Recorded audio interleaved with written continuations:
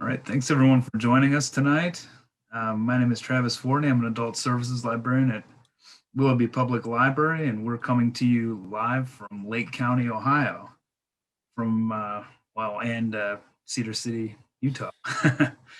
Tonight we're going to talk to Todd Robert Petersen about his new book, Picnic in the Ruins. Reminded everyone you can keep up with Between the Lines events by checking the library's Facebook page, or our events calendar at we247.org. Tonight, I'm extremely excited to welcome Todd Robert Petersen to Between the Lines. Todd lives in Cedar City, Utah, with his wife and 3 children, a graduate of the University of Oregon, Northern Arizona University, and Oklahoma State. Petersen is professor of creative writing at Southern Utah University, where he teaches creative writing and screen studies courses. In 2018, he released a novel and stories called Needs to Look Like We Tried. And tonight we're going to discuss Picnic in the Ruins, a dark comedy about antiquities theft set on the Utah-Arizona border, out this month from Catapult Publishing. If you have a question for Todd during the program, type your question as a comment, and I'll ask Todd. To start, I believe Todd's got a section of the book to read for us. Todd, thanks very much for visiting with us tonight. That's great. Yeah, I've got the book right here, and I thought I would read from the opening. Just it kind of sets the scene and gets things going and gives everybody a little taste of a little bit of what this book is about. It's a little bit creepy and a little bit funny and that kind of stuff. Byron Ashdown was twirling the small plastic skull that hung from the rearview mirror of his turquoise Ford F-250 when the old woman shut the front door. He sat up and tried to slap his brother, who dozed with his cheeks smeared against the opposite window. His hand wouldn't reach, and Byron wasn't the kind of person to lean, so his hand swiped the air. "Hey, Lonnie," he said. "She's leaving." But Lonnie didn't wake up. Byron watched her cross the covered porch of the old pioneer home and stop. She opened her handbag and rooted through it. "Okay, what now? What now?" Byron said. She walked back to the door, hesitated, looked through her bag again, then opened the door and went back inside the house. Byron cursed once and kicked the floor. Lonnie bolted awake and looked around, shouting, What? Then he said, "Come on, I was asleep." She came out, then went back inside. "She's still in the house? Do you see her anywhere?" Lonnie rubbed his eyes, then squinted. The old white house sat back from the street behind a wide strip of lawn with a cluster of tall, spiraling dandelions on the north side. "That's it. We're hosed," Byron said, pounding the steering wheel. "She saw us." Lonnie turned and looked through the gun rack that covered the rear window. The street was empty. A few cars were parked on the wide gray pavement, but most were garaged. The sun was a thick yellow bead lying on the palisade of red rock that surrounded the town. He looked back through the windshield and saw more of the same. The sky was free of clouds. It was going to be a hot one. "What's to see?" Lonnie asked. "It's just 2 guys sitting in a truck. That's pretty much the only thing that happens around here. If the cops come, we can tell them we just had to pull over to read our texts." "Yeah, they'll just think we're a couple of Boy Scouts, right?" Byron checked on the time on his banged-up flip phone. It was 5 to 8. "You should get a smartphone," Lonnie said. "So they can find me?" "No thanks," Byron said. "Look, I just want to get in there, get the stuff, get out, get paid." "Getting worked up won't do nothing," Lonnie said, frowning at a fast food hash brown patty half eaten in its crumpled wrapper. Byron started rocking anxiously in his seat. Then unconsciously, he took the tip of his thin ponytail and painted it in figure eights across his cheek. Lonnie watched him do it and tried not to comment. After a few minutes, the old woman reemerged, her handbag snug in the crook of one arm. Byron noticed the addition of a hat. She closed the door and slid her hand along the wrought iron rail as she stepped carefully down each of the 3 steps. "Get down," Byron said, hunching below the dashboard. Lonnie joined him. "What's the hat for? Where's she going?" "We're screwed," Byron said. "Together. They listened to the car start, then to the squeal of the steering pump, then to the silence. Man, she's just going to church. Old ladies wear hats, Lonnie said, sitting up first. The coast is clear. Byron sat up. Lonnie unfolded the hash-bound wrapper and ate the rest of the patty. You eat like a dog, Byron said. That's why your gut hurts all the time. The nurse said my flora was off. I'm not getting into a thing about your flora. Can you just stick to the plan so we can make a little money? There's more of them than there is of us, Lonnie said. Like 10 times more. Of who? Bacteria, Lonnie said. He crumpled the paper and belched. I should have had a yogurt. They got out of their truck looking nervous. Byron's head cleared the hood of the truck by a few inches. His body was thick and squared off like a roast. Lonnie was almost a foot taller, thin and stoop-shouldered. His strides were twice as long as his brother's, and he crossed the street before Byron was halfway. When they got up to the house, they tried to look like they were supposed to be there. Where's the guy? Lonnie said. He's supposed to be out of town, Byron said. They gathered at the door. Tell me the plan one more time, Byron ordered. Go in, find where he keeps the maps, grab anything that says Swallow Valley or has that Indian word on it. Almost, Byron said. If we only take one kind of thing, then they'll know what we're after. We need to grab any cash, watches, whatever, break some stuff. It needs to look like we had no idea what we were doing. But we don't. Then we're headed in the right direction, Byron said. Thanks. Yeah, I should have mentioned at the outset that the book is on sale now. You can purchase it at Max Backs, and I'm going to put the link to the book on Max Backs on Facebook. So go out and check it out. The book is kind of like a fast-paced, dark crime comedy. I compare it. I mean, as I was reading it, especially that chapter that section made me think of, but I think of like a Carl Hiaasen type. You think that's a good comparison? I find his books, funny and fast-paced and full of zany. I haven't read tons of Carl Hiaasen, but I feel now like I should. Like maybe we found our way. Each of us found our way into something, because Carl's books are again, they're kind of like silly, madcap, crazy, murderous, psychopathic, but he's also pretty mad about some stuff like overdevelopment in Florida. Natural resources issues, the conditions of the Everglades, the ocean. And I feel like that was a lot of the same kind of motivation. I felt like too, maybe writing a serious book about it would just be too sad. And so I wanted to make sure it was all balanced out a little bit. Yeah, right. This day, during the pandemic, you got to laugh. I think all my favorite books in the last year or so have been funny ones. So and this one fits the bill too. I think my Zoom froze up on me there. Oh, there you are. Okay.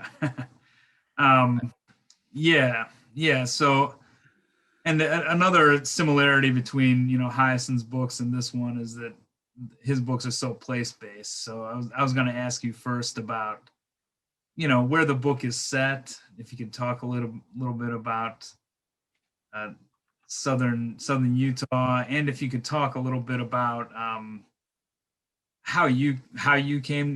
I don't know your backstory, if you're a native of the area or if you moved there from somewhere else, or. Yeah, we could start with backstory. I grew up in Portland, Oregon, and then kind of wandered around while I went to graduate school, different places. But it started because I ended up getting my master's degree in Flagstaff, Arizona, which is super different from the Pacific Northwest. And I started getting really fascinated with the place and meeting people of all types when I was in those places living. And then I went further east to Oklahoma and did my graduate work at Oklahoma State. Then found my way back to southern Utah, or to the Colorado Plateau area for my first job 20 years ago. And we stayed here and raised up our kids here, and just kind of fell in love with the area. But that's what got me started thinking, about really wanting to explore the place I was living in. And I usually try, I guess, to write about where I'm living because it helps me see and understand it a little bit more clearly. Yeah. And so that's just where it happened. I just was walking around and like keeping this notebook and having conversations with people, meeting them, learning about all the things that were happening, particularly that these aren't like made up crimes, like people stealing artifacts and all that kind of stuff. That's like regular stuff around here all the time. Yeah. Rangers and archaeologists I know said, weekly, probably something like this is happening, but it's so big and it's so empty. It's hard to know until you come upon the crime scene later. And Yeah. that's what made me think it's like, this is all just like some kind of Law and Order out in the desert or something. And maybe a crime novel would be a really good fit for trying to explain or express what was going on around here. Yeah. Are your other books about? I mean, what are your other books like? Are they more literary? Or are they more genre? Or I'm just well, the first, if we go backwards from this one is really kind of straight ahead, kind of crime and suspense. Yeah. Novel. And then the previous one, I started to explore the novel and stories, where there's a whole string of kind of criminal actions. And so in discussion with my agent and kind of finding the place, he said, there's this thing that you're doing. And I want to tap that for your second book. And I was like, I didn't realize that's what I was doing, but that's cool. Because a lot of the people that do write the kind of humorous stuff, like Elmore Leonard and William Boyle, Sarah Gran, those are the kinds of crime writers that I really like, and get captivated with their ability to kind of tell a real great kind of gritty crime story, be a little bit funny, and then maybe also sort of get at some bigger ideas. The two earlier books that I did were place-based, but I would guess they would be kind of real traditional literary stuff, literary realism. And so that was the progression. My second book, I tried my hand at humor and found I really liked it. And so I wanted to kind of keep that as a way. It also keeps me sane a little bit, that I wrote this during the last 4 years, which were not the calmest of all possible years. So being able to sit down and make up a funny story, it was a good way to just sort of keep on an even keel. Yeah, I was wondering about that in the book too. If is the stuff where the shrinking of monuments or the selling off of, is that based on, it's so much gets lost in the news of the last 4 years, and so I couldn't quite remember if that had actually happened. Well, the plot of the book is an invention, but it's kind of like Fargo. It's an invention based on some real stuff that's happening. So out here in southern Utah, more towards the southeast, there's a big national monument, Bears Ears National Monument, that's back in the political discussion because the current administration is thinking about restoring it to its regular size. But after that monument was established, it was a really great effort between the federal government and a group of 5 tribes out here, kind of worked together with a number of stakeholders to put together kind of a national monument dedicated to this kind of cultural history and preservation. And then a few years ago, a proposal came in to kind of shrink the boundaries of that monument. And this is stuff that pops up in the book, to make parcels of land available for auction for gas and energy, oil and gas exploration and interests like that. And so that part of it was kind of pulled, where it happens and all that kind of stuff. That's part of the invention. But that's kind of what's nice about writing fiction, is you can pull a piece from here and a piece from there and create something new with little, kind of like a mosaic, I guess, maybe, of putting together something new, or like a casserole, like we got like 3 things in the fridge and we're just gonna all throw it together and put some mushroom soup on it and we got dinner. That's kind of where that came from. But there were it's a kind of ongoing thing, but it is related to artifacts, and there's a lot that happens in the attempt to develop some public lands or to make public lands available for development. That's a really big deal in Utah and a lot of the Southwest, where a lot of the land that we have that isn't in private possession is federal. It's not state land. Yeah. And so you see a lot of concern from a lot of different people about, hey, should this land be under state control? Should it be under federal control? Whose land is it really? And then oftentimes you have members of the tribe going,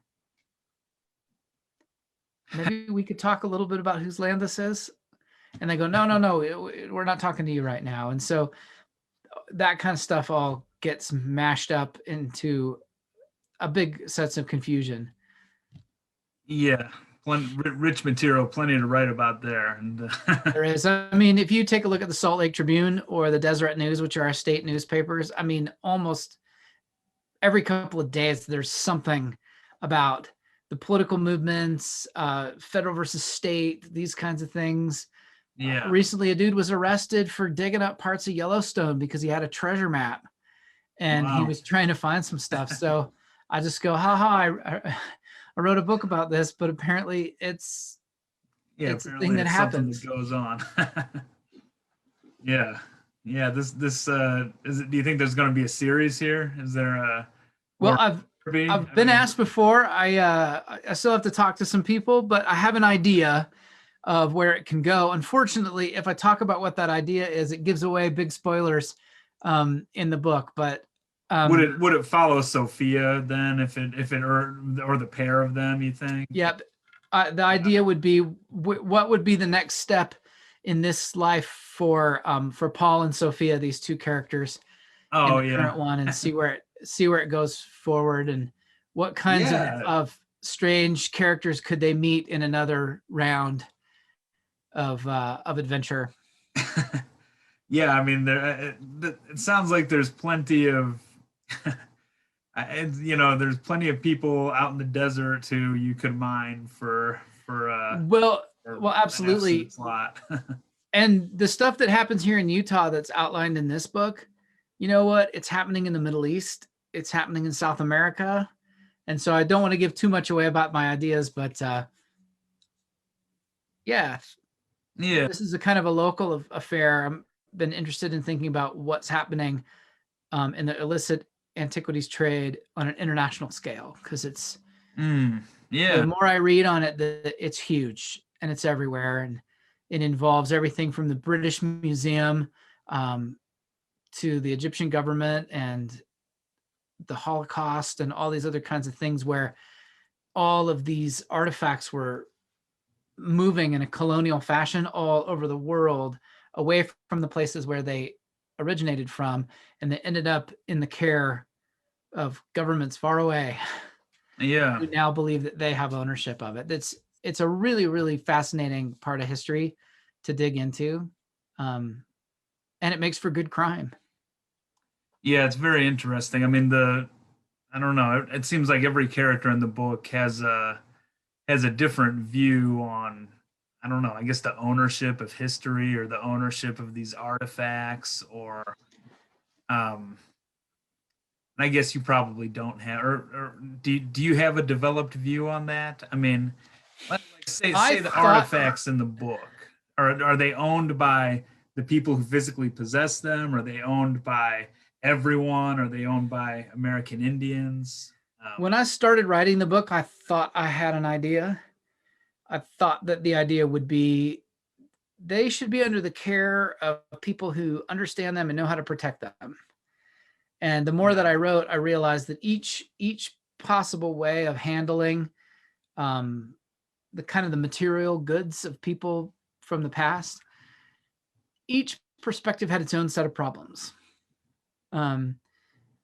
And that's what I tried to write about in the book, rather than try to resolve it, because I felt like, man, I don't know if I'm ever going to come to any good answer about this. Yeah. But I did want to make sure that the book showed you can think about this from the park's perspective. We want to preserve this for the future. You can think about it from an anthropologist's perspective. I want to be able to tell the story of what happened and understand where every possible thing that came into making this object have some meaning. And then Mhm. there's some people who are like, well, I found it. I found it like out there. I can just keep it, right? Finders, keepers, etc. And then there's some people who go, leave it there so we can go see it. And some people go, if we leave it there, then you're going to wreck it. And the more that I read, the more I realized is that the arguments just kind of chase themselves around. Yeah. And so I decided to let the book be an exploration of all the points of view. And I didn't want to cop out, but I ended up going, man, I wrote this thing and now I'm a little bit more confused about this than I ever was. Yeah, So that I let the sounds characters fine. in the book be confused too. They But they have a they have a. I think that part of it comes to a nice resolution in the end there, though. I mean, no spoilers, but it's you can see my dog in the background. This is the first Zoom call that my dog has been on. So, well, um, dog's interested in all this too. yeah, yeah, but I think it comes to a nice resolution for the characters, and that's all you can hope for. Um, so digging in a little further here, let's see. There's Well, I have an easy question for you. So the character of Reinhardt, right? He's a German national who's on kind of a glitzy bus tour of the Southwest. And I was wondering as I read the book, um, is that I just didn't know. Is that typical of German people to have that almost obsession with American Indian culture and is that a characteristic of? I'm just curious. I actually know a German named Wolf, like his mentor on the book, whose Facebook icon is like a dream catcher and who has a tattoo of a feather on his arm. So that Well, right. Just like Reinhardt's got his the crazy horse quote yeah. tattoo. Um, there is a very, very strong kind of wedge of culture among Germans that they end up called Indian enthusiasts, I guess is how it gets translated into English. And they have, because of a writer named Karl F. May, who's like super huge and famous in Germany, telling, and I kind of match him with a fictitious writer named Krauss, Oh, who writes okay. the same kind of stuff. And May wrote these potboiler stories about Widow and Shatterhand, who it was kind of like German Zane Grey, or German Louis L'Amour stuff. Yeah. And German people devoured it. They loved it. They felt a real strong sense of the kind of what they felt was like the purity and the honestness of the American Indian. And they felt really sort of upset with the US for their treatment of Native people. And so there are groups in Germany that they gather together. They have camps. They, I guess it's kind of like German Native American NASCAR or something. They really Yeah. like to gather together. They like to drum and sing and learn handicrafts. But it's a really, really complicated issue because particularly when you read Native journalists who have kind of taken a look at this German propensity for this stuff, Hmm. they say, man, they seem like the most earnest people ever. And that's kind of cool because not everybody is like good about this. And Hmm. then they say, but it's also really weird. It's really, really weird because what they seem to like isn't really what we are. And so maybe it would be kind of cool if we could help them understand something. So there are tensions in it. Absolutely. Hmm. But there's also, so I thought that it was a good position to write from. I'm of course not a Native person and I didn't want to try to write from or through a Native perspective, but I thought I could probably talk about these issues Yeah. because I am a Northern European person. And I thought maybe I could explore that from my own subject position about that aspect of cultural appropriation, not from the people being appropriated, but from the people who do the appropriation themselves. Yeah.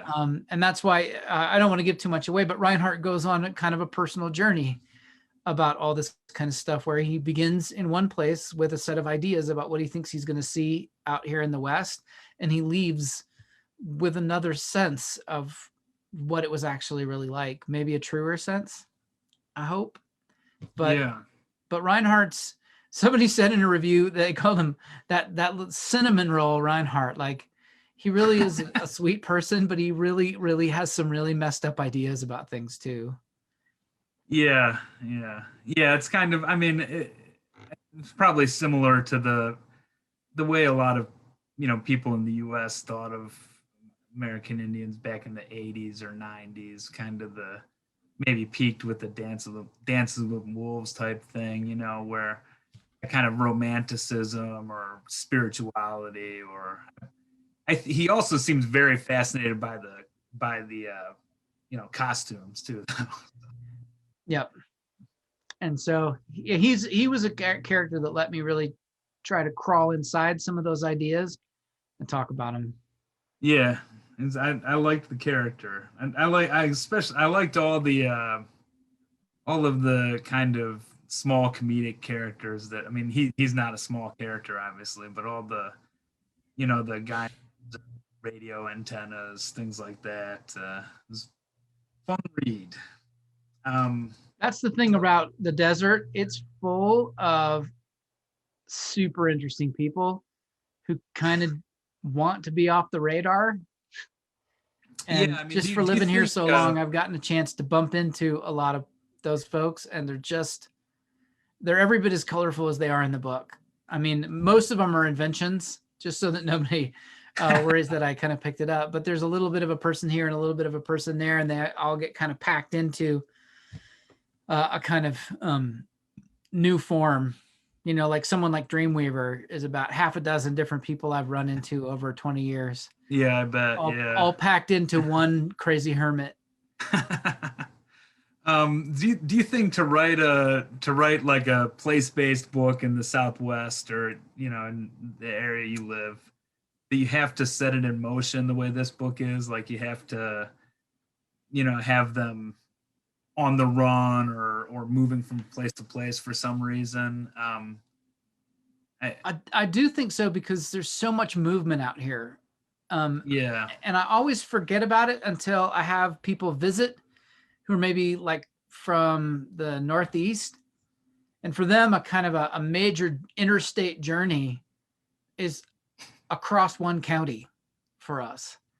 I mean, and that got more plain to me during the drives that I did across Texas. And I'm like, I am still in Texas. Yeah. How is that even possible? But the spaces out here are so big that I feel like it's pretty difficult to do fiction kind of staying in one place. Everybody drives and everybody moves places, and it's just a lot of that.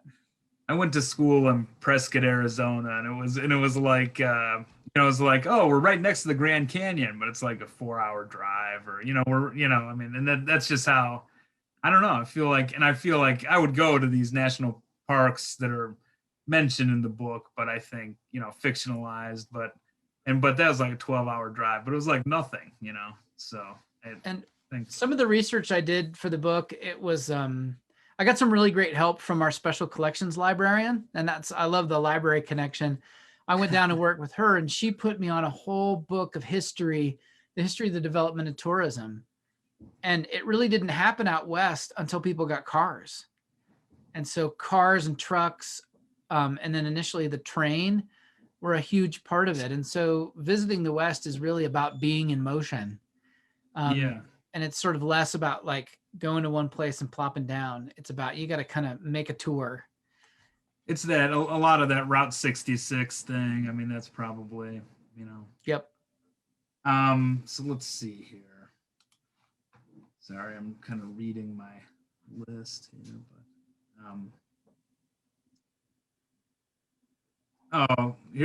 sorry, I'm kind of jumping all around here, but here's another interesting question.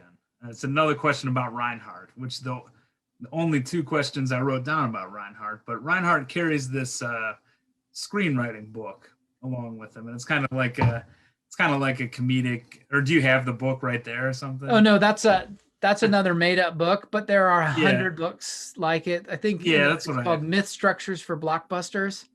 Yeah. But there's a whole bunch of people who've mined that Joseph Campbell stuff in order to help people make great screenplays that connect with everybody. That's what I thought. And my question, I guess, is just do you, well, in the book, it's kind of like an ongoing comedic, device where he kind of calls out plot points according to Joseph Campbell as they happen, basically, or something like that. And I was just wondering if you found that, going to books like that or following a formula like that useful in writing, or if I know you have at least a screen teaching background. And yeah, I teach a lot of these forms, and so they're just on my mind, and I'm in the process of developing a screenwriting course where we kind of take a look at these things because they're common in Hollywood. But when I realized that Reinhardt himself was on a journey, I thought, wouldn't it be cool if he didn't know how to be on a journey? Yeah. And he ended up, through circumstances in the book, getting an instruction manual for his journey. And so I've got one of these screenwriting books by Christian Vogler up on my shelves. It's called The Writer's Journey. And I thought, okay, let's see if we could play around with this. And it gave me the idea that, again, he gets this screenwriting book. And then once he sees the pattern, he starts going, wait a minute, I think I'm in a story. And, kind of to make it like Stranger Than Fiction or some of these other movies where people realize metafictionally. I really love Italo Calvino's If on a Winter's Night a Traveler, which is another one of those stories that talks about the story that's happening around the people. Yeah. So I thought that was my chance to play with an idea that I really wanted. And so, but I wonder too, sometimes when we learn new stuff, that we kind of see it everywhere. What do they call it? I think it's the Bader-Meinhof effect, that once we start becoming aware of something, it appears like it's all around us. And that's the annoying thing Reinhardt does to everybody around. He's like, you're the first threshold gatekeeper, and you're we're in the abyss, and we have to return from the other side. And he just is narrating it, and everybody's like, look, man, we're just trying to stay alive. We're not in a screenplay. We just aren't. And that was just really a kind of a fun way to kind of drop the levity into it. But I also started thinking about something important, because this is a book with lots of different people in it. And we have a big empty desert, and I wanted to try to fill it with people. Mm-hmm. And I started thinking about this idea that the main character of one story intersects with someone else who's the main character of their own story. And that maybe they're just a little character for us. Yeah. But in their own narrative, they're the main character and we're the minor character. And so I just started thinking about how this is probably true of all of our lives, right? You maybe see one person who's having a bad day in the grocery store. Well, you're passing through their life, and their whole life is filled up with their problems, but we just see a little sliver of it. And I was trying to let the book be a little bit about that. Like, here's a person having this one adventure, and they cross paths with another person who's having something happen, and they cross paths with another person. And just to get the reader thinking about that kind of thing. And maybe it makes us think about other people when we go, huh, I saw that person for 3 seconds, but that's 3 seconds of the 80 years of their life. Yeah.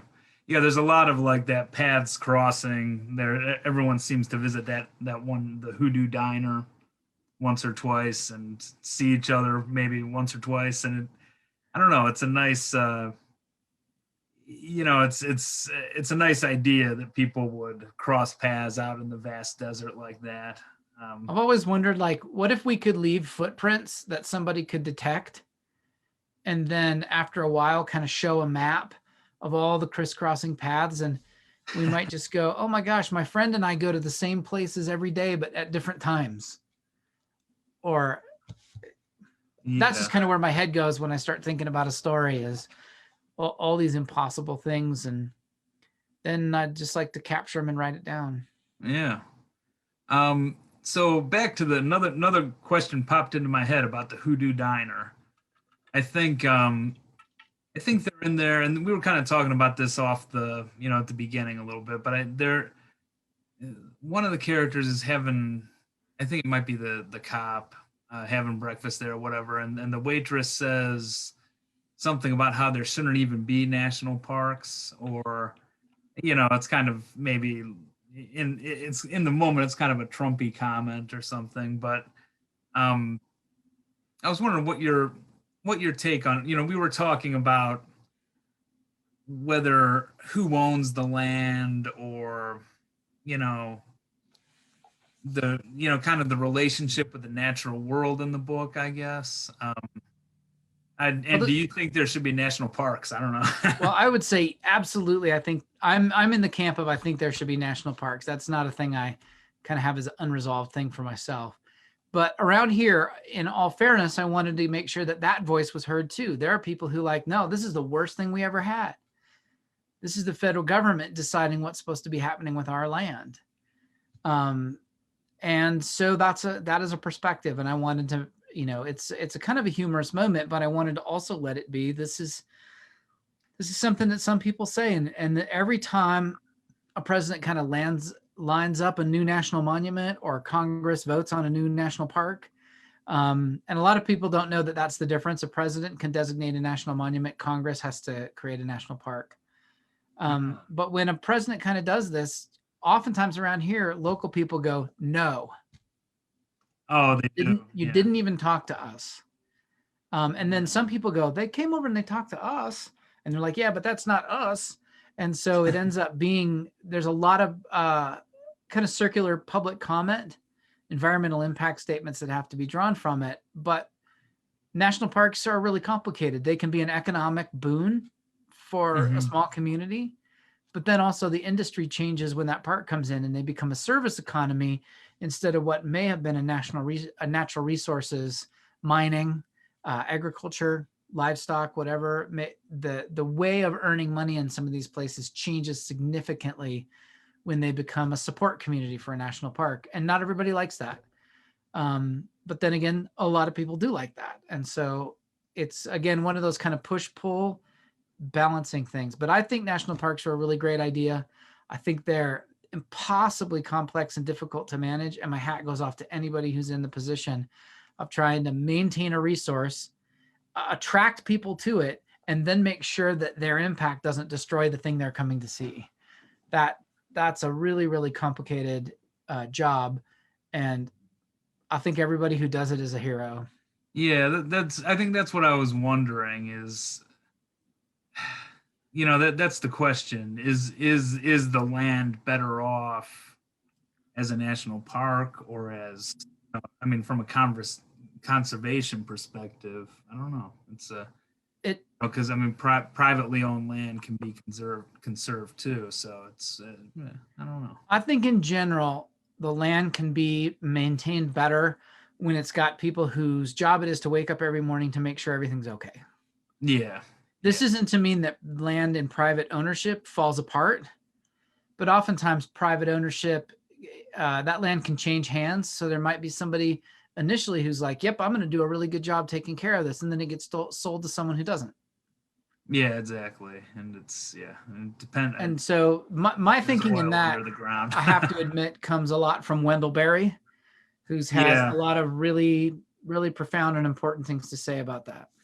Yeah, kind of Wendell Berry. You must be compared to like Edward Abbey a lot. There's definitely a monkey wrenched gang vibe going on in this.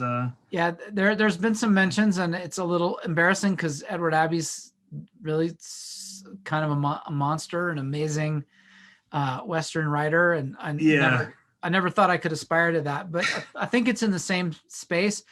I think Ed Abbey was a lot angrier about things than I was. Oh yeah, or am.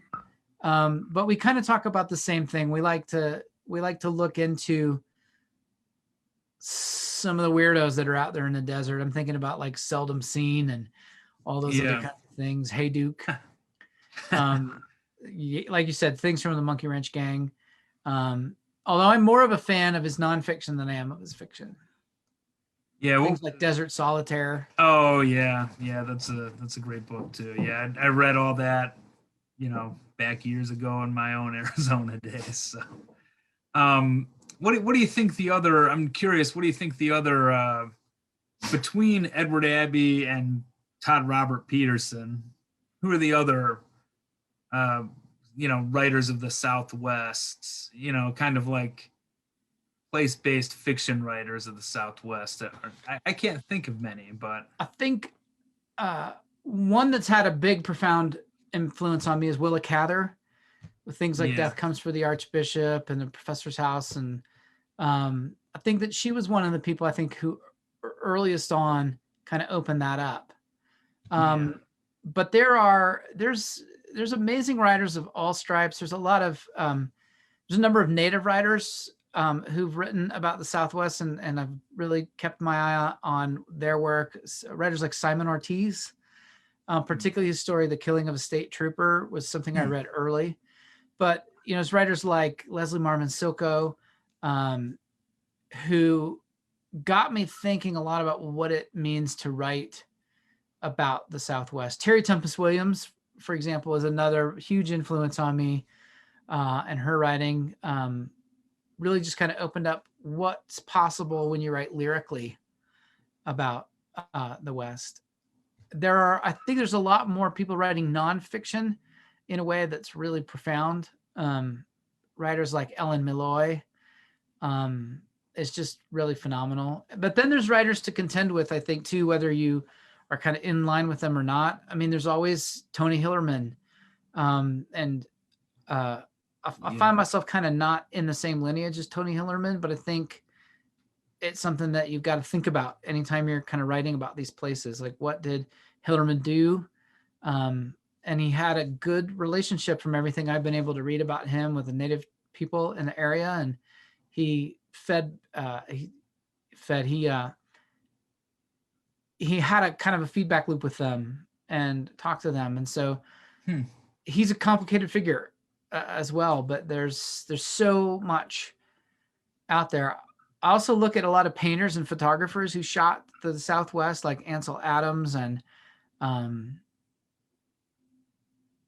Georgia O'Keeffe, other people who sort of came into the space and tried to interpret the Southwest for themselves and make sense of it, because it was such a huge issue for them. And even crazy things like George Harriman's Crazy Cat cartoons, a lot of them were set in a kind of a mythical land near Flagstaff, the Coconino, and he presented all these desert landscapes, which I think for a lot of people, maybe, in the late 20s and 30s, might have been the first time that they ever saw represented these crazy rock landforms. But I just love those Crazy Cat cartoons, and even Bugs Bunny Roadrunner, the Roadrunner Coyote stuff, all of that kind of stuff, I think, is part of the sort of huge mythology of the desert Southwest.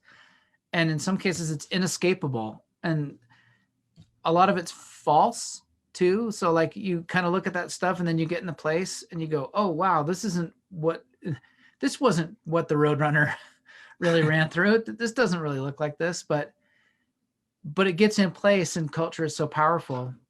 It kind of wins sometimes until somebody else can write something that maybe feels a little bit more true and authentic. Cool.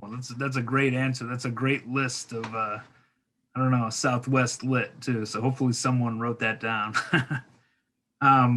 So let's see, couple more questions, if that's cool. I want to talk about, I think we touched on it, but I want to talk about the representation of Native Americans in the book. I just thought it was interesting. There's a line, I think it's pretty early in the book, that says someone, I think it might be the waitress again or something. And I just caught on all the waitress lines, but she says something about, only 1.5% of the population, or 1.55% or something of the population in the area is Native. And I think the Native representation in the book on a character level is pretty much Kimball, the deputy ranger at the end of the book. And so I was wondering on how you decided on him as a character, and what thoughts went into kind of using him as the Native viewpoint in the book. Well, the population density number came from, I think it's Delinda, who's the Bryce Canyon in this book. She's not the real one, but the Bryce Canyon archaeologist, the person who's okay. kind of working on those relationships.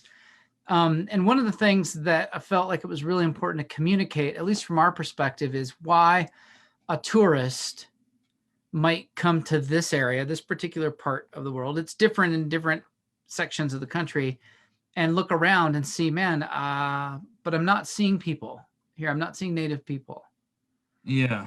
And there's a whole history to it that the book kind of hints at, but doesn't get into, which is, in the 50s, the U.S. adopted kind of a termination policy and a relocation policy that it was pretty insidious, but it ended up moving or transplanting a lot of native people from where they lived into urban areas.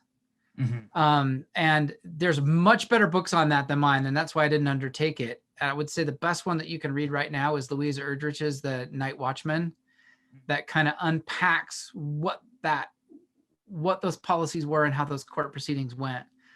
But I felt like it was really important to represent something that was accurate, that's something that you would see. Yeah. And it's certainly not that there are no native people in this area.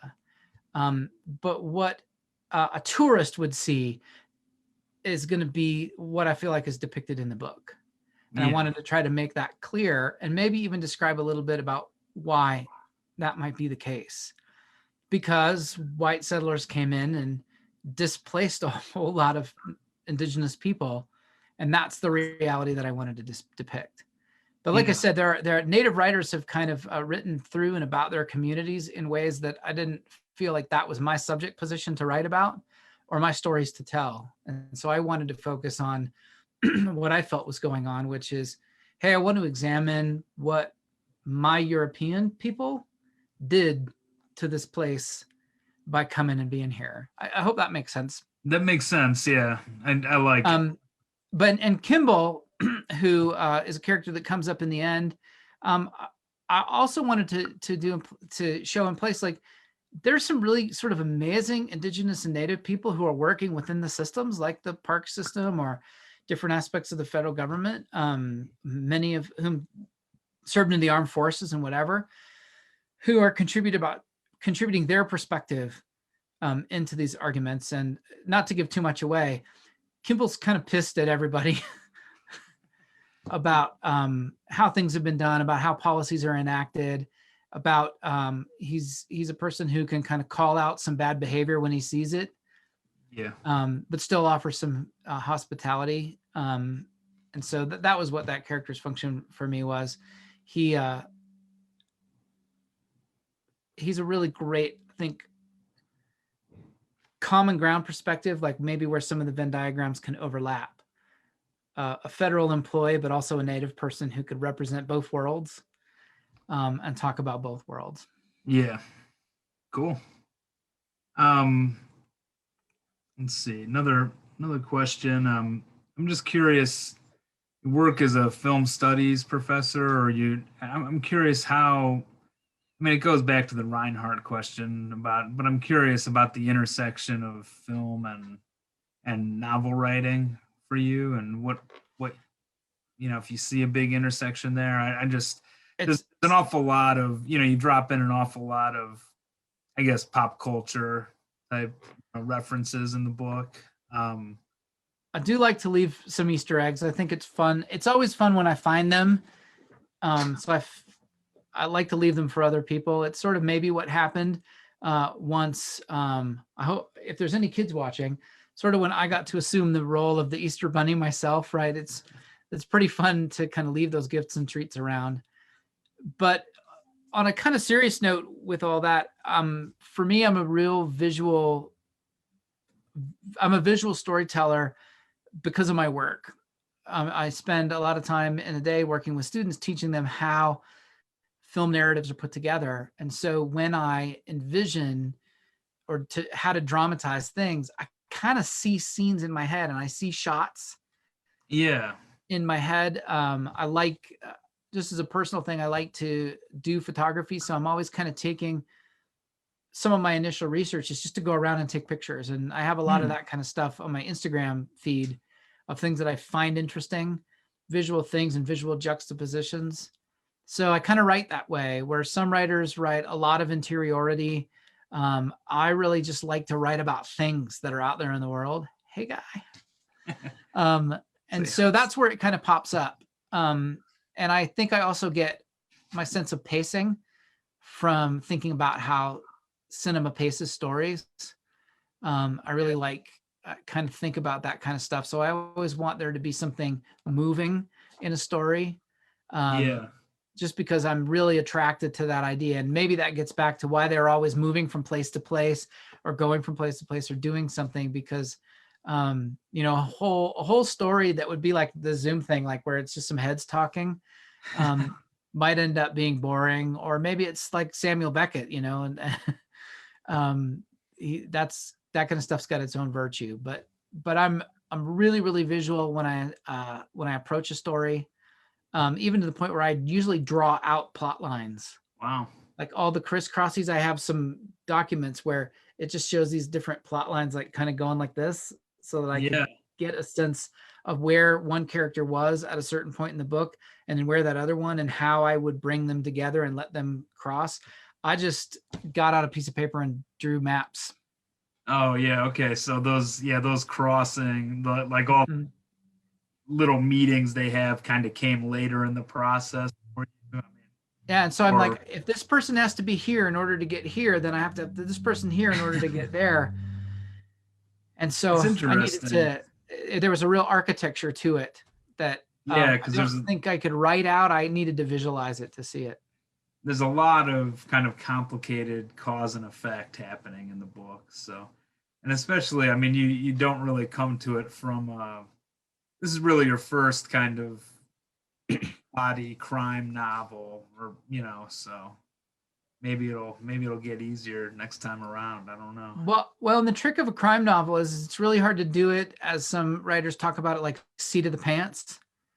You kind of got to know where you're going to end up in order to lay in the clues to figure out how you're going to get there. And that was a change for me from normal. I usually like to kind of improvise story chapters or whatever, but this took a lot of planning to make sure that it was all going to work out. And a lot of revision. Personal, I mean, not a personal question, but I'm curious, how old are your kids? I saw in your bio you have 3 kids, and I wonder like what that's like trying to write with, you know, while raising a family. And it's it's chore, but it's not a terrible chore. It's really difficult to, just like I was saying, like you have to figure out where everybody's going. We had to be pretty organized as a family to make sure that there was writing time. I have one kid who's 18, one who's 15, and one who's 9. Oh, so they're a little older anyway. I think that this book happened while they were more self-sufficient, and I didn't do a lot of writing like this when they were tiny babies. It wasn't really possible. But during that time, I was kind of working some stories out up here. And then when it looked like life was stabilized, and, you know, one of the things that helps was Picnic in the Ruins and It Needs to Look Like We Tried sold together. Oh, okay. And so I had It Needs to Look Like We Tried written. I had Picnic in the Ruins. I had 3 chapters and kind of an outline. And so it's pretty easy to come back to your family and say, hey, you remember this book I sold? There's a deadline now. That makes it a lot easier. I got to get to work on that. When you're writing speculatively, it's a little bit easier to kind of let things get pushed out of the way. Yeah, I mean, you got to push things out of the way for bedtime and you know, every other thing. I've got a 2 and a 5-year-old right now at home, and I was just thinking, I can't imagine trying to write with a 2 and a 5-year-old would be right. Pretty difficult. I sort of sprung into action about the time in my children's lives when what they wanted more than anything was to be driven to their friend's house. And that opened up a lot of things for me, because I would be like, I will drive you, and then take them there and say, okay, when are you going to be done? Oh, okay, 3 hours. Then I would come back, and it would be like Mission Impossible, right? Dun, dun, dun, dun. Yeah, then I have you've 3 got the hours time to write this scene before kids come back in this house. And it's a good motivator. It put a little bit of containment and pressure on what's going to happen. My oldest child's in college now, and my second one's a couple years out from that, and then it'll just be the one boy, our youngest, in the house, and it'll be interesting to see how writing happens when I don't have that pressure.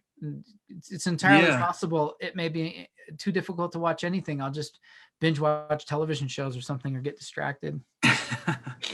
Who knows? You can only binge watch so many shows. I don't know. Let's see. A couple things. Last two questions. Well, do you want to read that piece at the end? I mean, you could read that. You said you had another little pice, I thought. Well, let's. That's a little bit longer. I can read it if you want to, or we can hit those questions. Make sure that we get that covered. Let's just ask those last two questions and wrap it up, I guess. They're just. I just had like a lot of this book is set in motion by a presidential tweet, which is interesting. There's probably a lot of novels, written during the last 4 years but the president tweets that the national monuments are, I don't know, too big and you can imagine. But I think that was sort of like a fictitious, but not really fictitious. Yeah, that's what I thought.